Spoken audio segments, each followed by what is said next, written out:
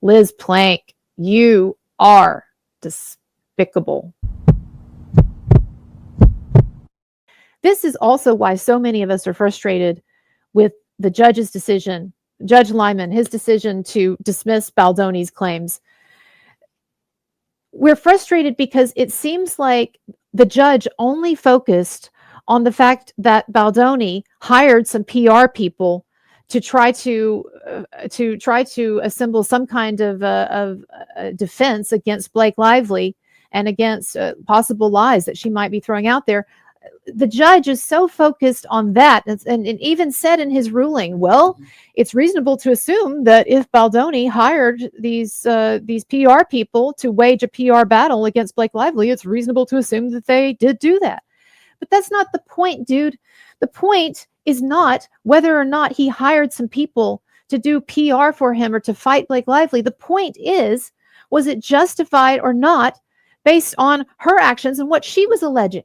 And it was almost like, and I guess this is just how it is with the anti-SLAPP laws and these statutes, and this is just what's so maddening about it, is that it seems like the question of guilt or innocence, or the question of truth, just doesn't even enter in, because they just assume that, of course, the civil courts just seem to assume that the woman is telling the truth. And so, of course, Blake Lively, she was telling the truth in their minds. And so any PR that Justin Baldoni tried to do, or anyone he hired to do PR for him, was by definition retaliatory. It's just silly. It's just stupid. And it's so frustrating to see that judges like Judge Lyman, they cannot actually look and see what's going on here, which is that Blake Lively was dominating this film from the get-go.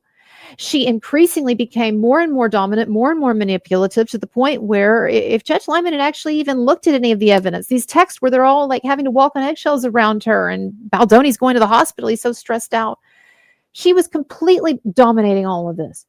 And then she gins up this fake sexual harassment list that's based on things that, if Lyman had actually considered it, he would see how ridiculous it is. How ridiculous is it that she's complaining that these guys were sometimes talking about gender or sexual issues or whatever, when that's the whole point of the film? Did you get that, Judge Lyman? It would be like if you went to law school and you couldn't talk about laws. Come on. It's just ridiculous. I don't know. It's bizarre. It's like in Harry Potter, the villain, right? He who cannot be named. It just seems like this huge truth that so many women are lying about this stuff, particularly like scammers like Blake Lively. It's this truth that shall not be named. We're just going to pretend, and the civil courts are just going to pretend that this is not a reality, that these women are doing this. So anyway, I can totally see getting back to the declaration and the new allegations, the new accuser. I don't know if it's Liz Plank or not. I know that the timeline apparently matches up, and I was talking to a citizen journalist, and Don't Fuck with Justice, thanks so much for your help with this. It seems like the timeline matches up. I know some people are saying, well, the word set, because there's a reference to a set, that doesn't really seem like it would work with a podcast. But let me tell you something.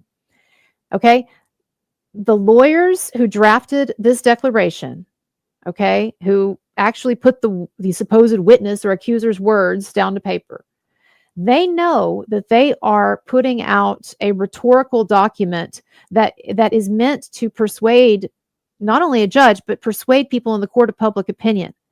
So they're going to do, the people who wrote this declaration or drafted this declaration, they're going to do as much as they can to throw you off the trail of what's really going on. And so it, to me, is quite conceivable that they deliberately used the word set because they knew that that would throw people off.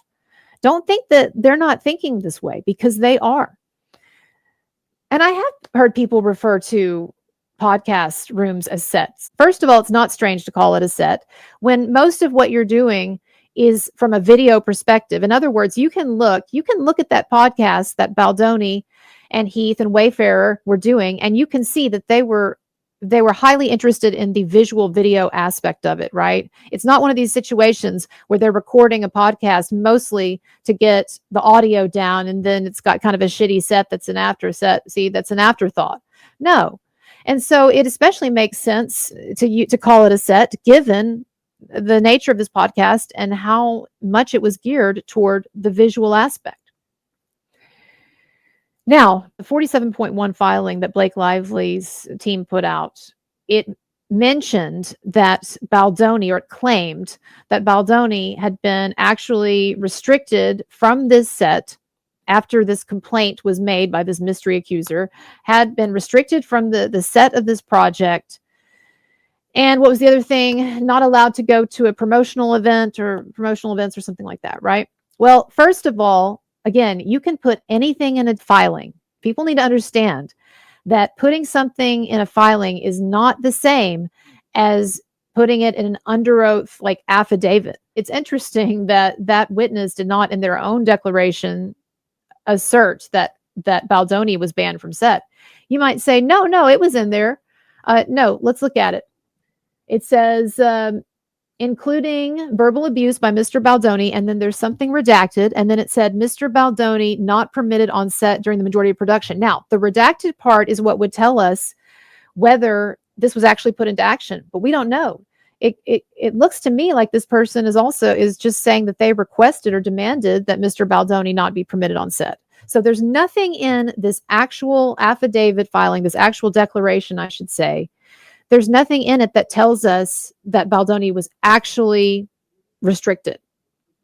We do, yes, in the other document, in the actual filing, the 47.1 filing, we do have that claim. But again, it's not, you can put any bullshit you want in those types of filings. And I just don't trust these people. I don't trust these people. To me, let me tell you, so can I tell you here, just to kind of wrap this up? This is what I think happened. I do think that it's Liz Plank whose declaration we have here. And this is what I think happened. We know that Liz Plank and Blake Lively at a certain point started talking about Baldoni and Heath and Wayfarer in a negative sense. Initiated, I'm sure, by Blake Lively, who, as we know, was on a campaign to try to turn everybody against Baldoni, just like she admitted that she did on Gossip Girl with Penn Badgley until she decided that she liked him. She even said it. I tried to turn the cast against him. So she sets about to turn the cast and crew and people against Justin Baldoni and Heath, and to create this impression that these guys are sexual harassers and predators working under the presumption or the facade of feminism. And so you can see how with someone like Liz Plank, she's wanting to get in good with Lively. She probably already has a chip on her shoulder, as we can see, I think, in a lot of ways. Plus, you know how it is when you're working with people, they start to get on your nerves and whatever. It very well could be that Liz Plank was not happy working for Wayfarer or working on this podcast for reasons that had nothing to do with any kind of misconduct. I mean, she just honestly, just the little that I see here and what I've seen online, she seems like a very unpleasant, problematic person. So it was probably not difficult at all under the auspices of, under the presumption or the illusion of intersectional feminism, for Blake Lively to say, actually, I think Liz, I think these guys, they're harassing us and they're predatory and they want to talk to us about they want to show us their wives like naked, birth, gross, all creepy, whatever. I'm sure it was very easy for her to turn Liz Plank. And so at that point, then, Liz Plank is now viewing everything all of her interactions with Baldoni and Heath and Wayfarer through this particular filter. It's in her interest to at this point. So at a certain point, I'm sure that Lively suggested or convinced her to make a big fuss about it. And, oh, you need to make a complaint. Yeah. And that way, actually, it'll strengthen the complaints that I'm going to be making. And you need to go talk to Steve Sarowitz, get it on record. So she goes and she talks to Steve Sarowitz. Who knows what Sarowitz said? Who knows if he agreed or he didn't agree? And then she demands that Baldoni be restricted in some ways. But we don't know what that restriction, if it even happened, entailed. It could, they're making it sound like, oh, he was just completely banned from this project or banned from the premises or whatever. But in fact, it could be something like she just demanded that she not have to be in his presence anymore, right? And they stopped doing podcasts together. I don't know. But I'm just saying that this is a rhetorical document. These are rhetorical documents that we've been given. They're meant to give us a very definite impression. And I think Blake Lively and Ryan Reynolds, they're scraping the bottom of the barrel, because the truth is, this is a good guy. These are good guys. This is a well-meaning organization, and they really got nothing. I mean, the stuff that she complains about in her official list, right, that she gave Sony, it was a bunch of nothing. Complaining, and in her CRD and her lawsuit, complaining about things that were either have been debunked or that are just ridiculous on their face. Oh, he came in while I was breastfeeding or whatever, when we've got text of you saying, come on in, I'm just pumping. Come on, lady, we get it. We know. And Blake Lively, you know what you're doing. You know what you're doing. But I just have to say one more thing. Liz Plank, she worked with these guys, and she knows that Baldoni is a good guy. You can just look at him in that podcast and you can see how earnest of a guy he is. And she completely not only abandoned him, not only bailed on him when this Blake Lively stuff happened, but she turned on him and gave him some terrible headlines. This was what she wrote. She quit the podcast, and this is what she wrote. As this she says, sorry, I'm writing to you today to let you know that I have had my representatives from Wayfarer, that I have, I guess, told my representatives, I've had my representatives inform Wayfarer that I will no longer be co-hosting the Man Enough podcast. Thank you for trusting me with your hearts and stories, for holding space for mine. Oh my God, that's a dead giveaway. When someone uses that term, holding space, you know that they're a ridiculous person. And for making this show what it was. Then she says, continuing on, thank you for being here, for trusting me, and for being by my side for the last 4 years. We all deserve better, and I know that together we can create it. I will have more to share. We don't care, lady. Soon, as I continue to process everything, look, all these catchy psych words that has happened. In the meantime, I will continue to support everyone who calls out injustice and holds the people standing in their way accountable. So, to me, she is just, as I said earlier, Liz Plank is perhaps the most, next to Blake Lively, I guess, she is the most despicable person in this whole thing, regardless of whether she's the 47.1 claimant or not. She's the most despicable person, because she worked with Baldoni. She worked with this man who is painfully earnest, worked with him and well-intentioned and open.